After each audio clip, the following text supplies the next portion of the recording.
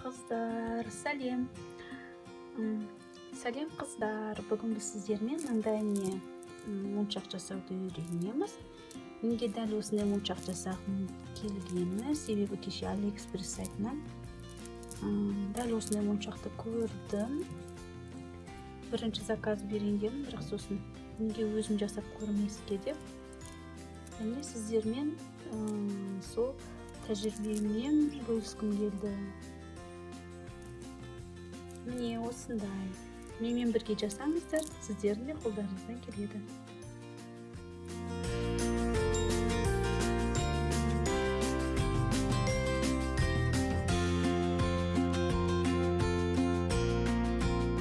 Ол үшін бізге қажет заттар мынандай ілгіштер дөңгелек, сосын мындай темір шина, таяқша. Бұның ұзындығы 2,5 сантиметрдей болады. Содан кейін моншақ. Мен моншақтың екі түрін таңдадым. Сіздер өздеріңізге қандай түс ыңғайлы, сондай түстен таңдасаңыздар болады.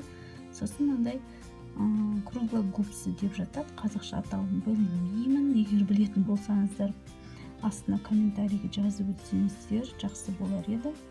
Сосын мына жерде көріп тұрғандарыңыздай тіс бар, яғни мынандай темірді кесетіндей, егер ұзын болып кетсе. Ал енді бастаймыз. Алдымен таяқшаны аламыз, бір ұшынан ілгіш жасаймыз.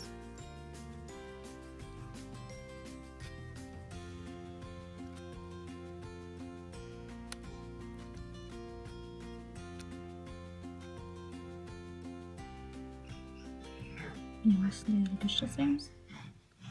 Енді бұған моншақты кигіземіз.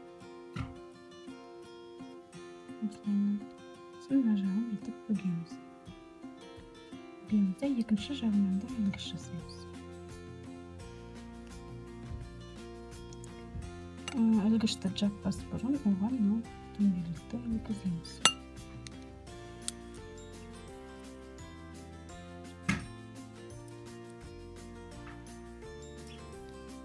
Темірдің екінші ұшын моншақтың ішіне кіргізуге тырысамыз.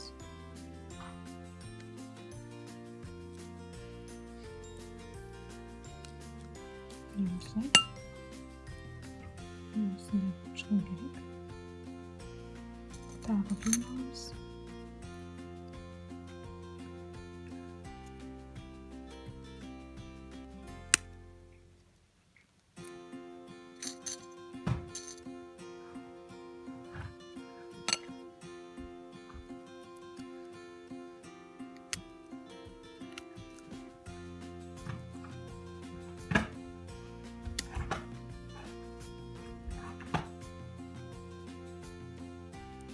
Мына жерін қысамыз.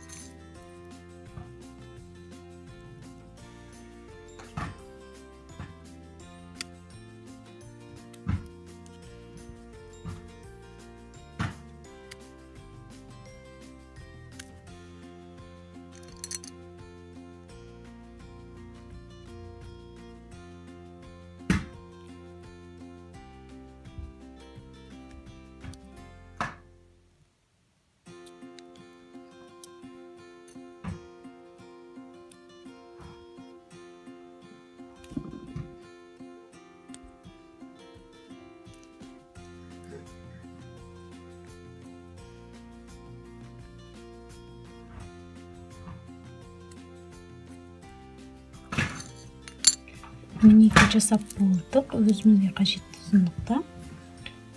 Міне осындай алқа болып шықты. Енді екі жағын, екі ұшын біріктіреміз.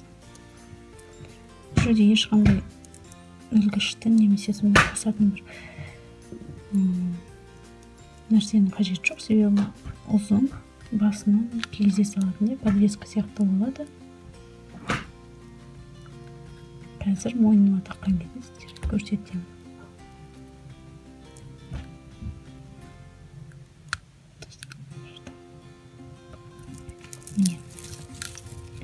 Міне моншағымыз дайын.